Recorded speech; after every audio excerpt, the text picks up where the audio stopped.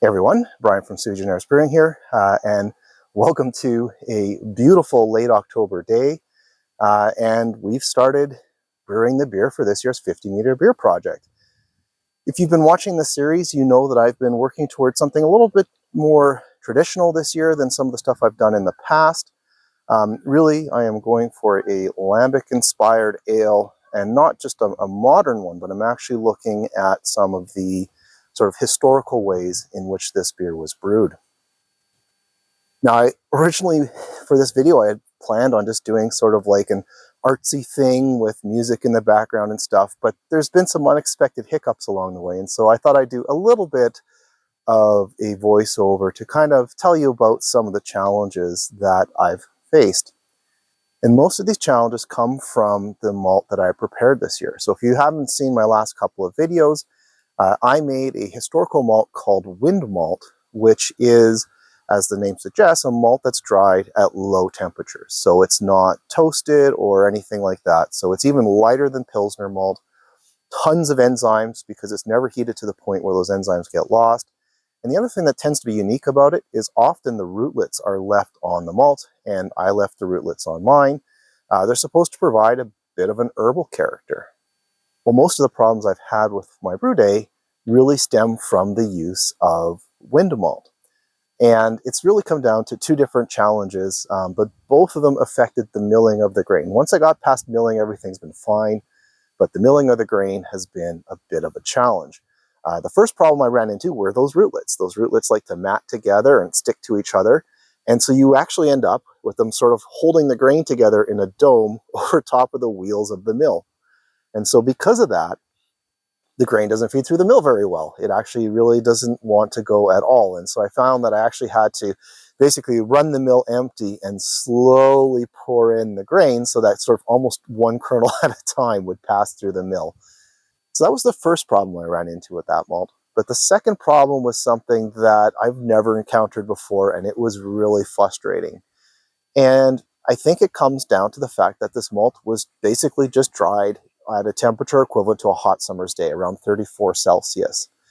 And because of that, it's dry, but it's not hard.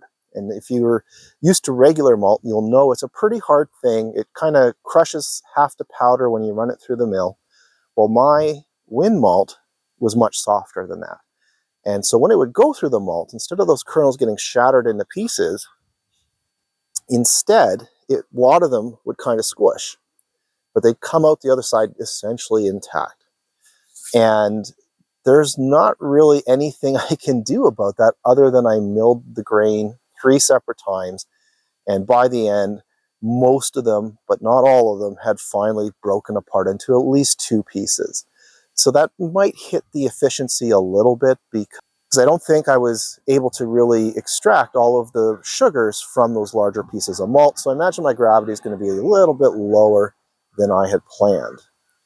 The flip side, though, to that malt not crushing very well is I had, hands down, the single best grain bed I've ever had for malting in my life.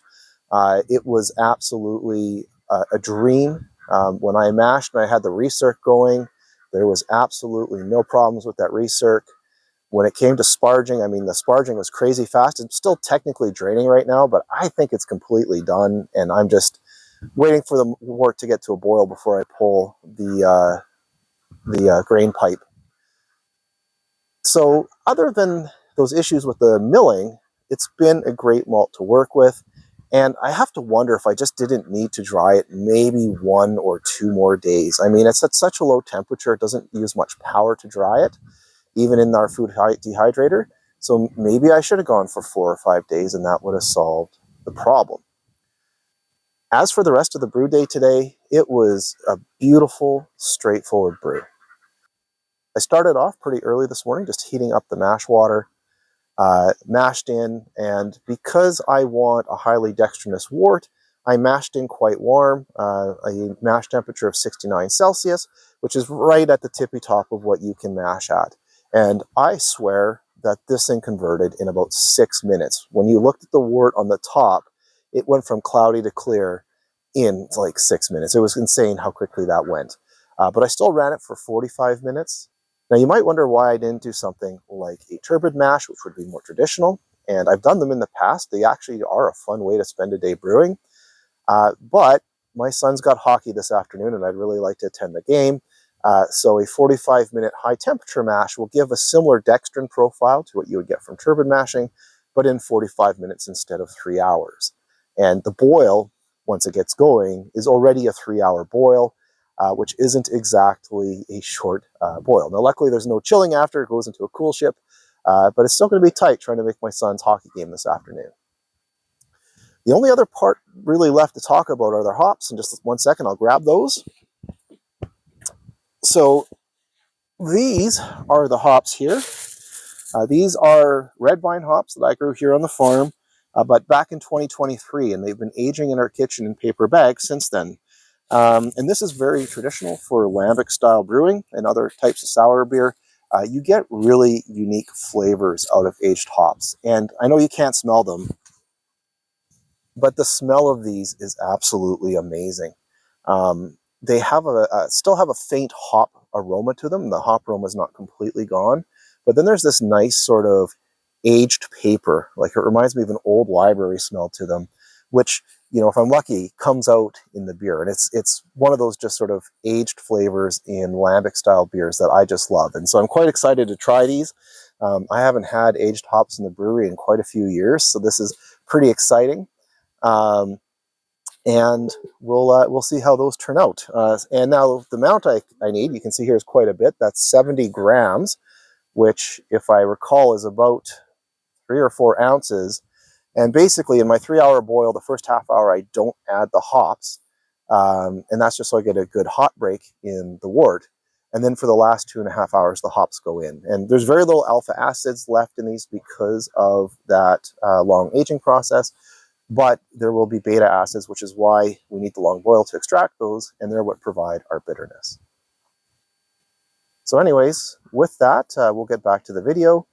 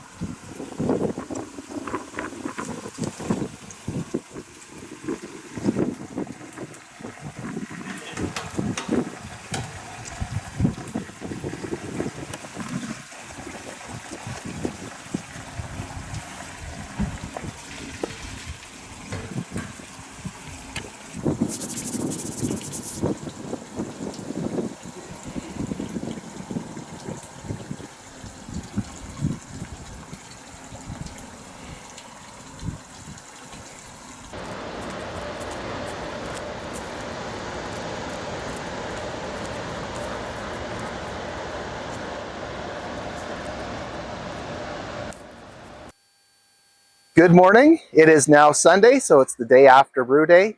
I don't know how obvious it is here, but it's a little bit cooler this morning than it is yesterday. I got a bit of fog coming out of my breath and had to put a little fur hat on my lapel mic here to keep it warm.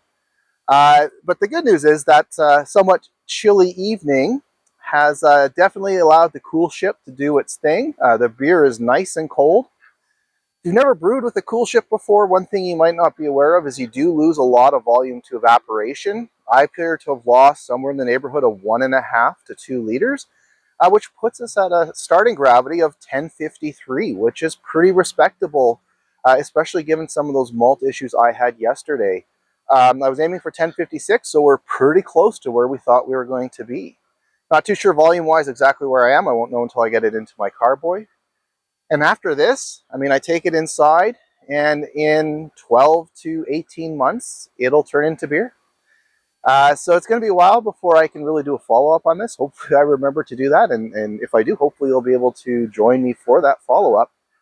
But for now, let's get this beer transferred and get it inside where it can warm up, and hopefully it's gathered up some fun bugs from the environment and will turn into something interesting.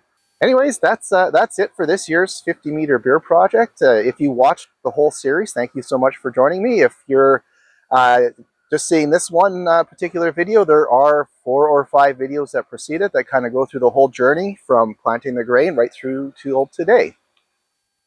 So anyways, I'm Brian from Sui Generis Brewing. Thanks again for joining me, and we'll see you in the future.